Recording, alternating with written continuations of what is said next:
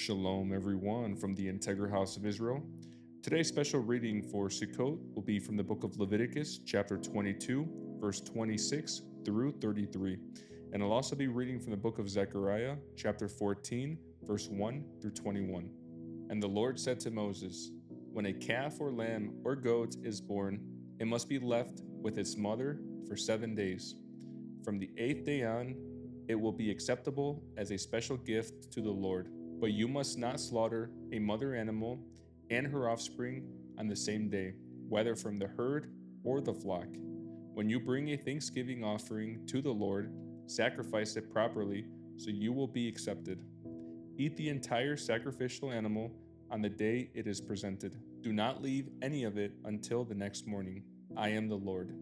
You must faithfully keep all my commands by putting them into practice, for I am the Lord.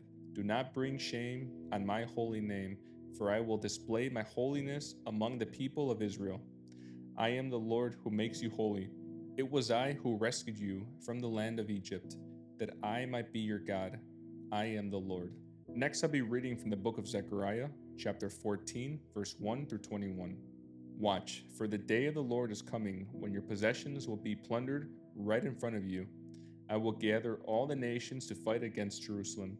The city will be taken, the houses looted, and the woman raped. Half the population will be taken into captivity, and the rest will be left among the ruins of the city. Then the Lord will go out to fight against those nations, as he fought in the times past. On that day, his feet will stand on the Mount of Olives, east of Jerusalem, and the Mount of Olives will split apart, making a wide valley running from east to west. Half the mountain will move toward the north and half toward the south. You will flee through this valley, for it will reach across to Azel. Yes, you will flee as you did from the earthquake in the days of King Uzziah of Judah. Then the Lord my God will come, and all his holy ones with him. On that day the sources of light will no longer shine, yet there will be continuous day. Only the Lord knows how this could happen. There will be no normal day and night, for at evening time it will still be light. On that day, life-giving waters will flow out from Jerusalem, half toward the Dead Sea and half toward the Mediterranean, flowing continuously in both summer and winter. And the Lord will be king over all the earth. On that day there will be one Lord, his name alone will be worshipped.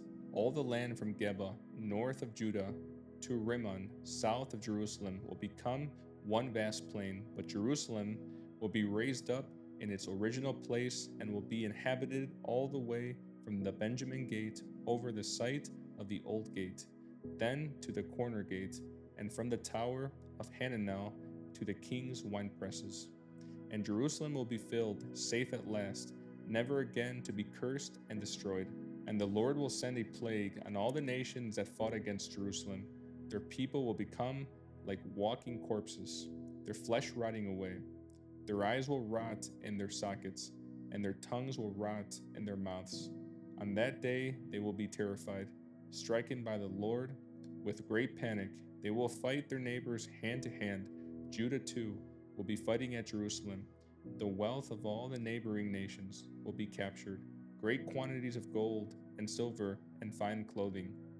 This same plague will strike the horses, mules, camels, donkeys, and all the other animals in the enemy camps. In the end, the enemies of Jerusalem who survive the plague will go up to Jerusalem each year to worship the King, the Lord of heaven's armies, and celebrate the festival of shelters. Any nation in the world that refuses to come to Jerusalem to worship the King, the Lord of heaven's armies, will have no rain. If the people of Egypt refuse to attend the festival, the Lord will punish them with the same plague that he sends on the other nations who refuse to go. Egypt and the other nations will all be punished if they don't go to celebrate the festival of shelters. On that day, even the harness bells of the horses will be inscribed with these words, "Holy to the Lord." And the cooking pots in the temple of the Lord will be as sacred as the basins used beside the altar. In fact, every cooking pot in Jerusalem and Judah will be holy to the Lord of heaven's armies. All who come to worship will be free to use any of these pots to boil their sacrifices, and on that day there will no longer be traitors in the temple of the Lord of Heaven's armies.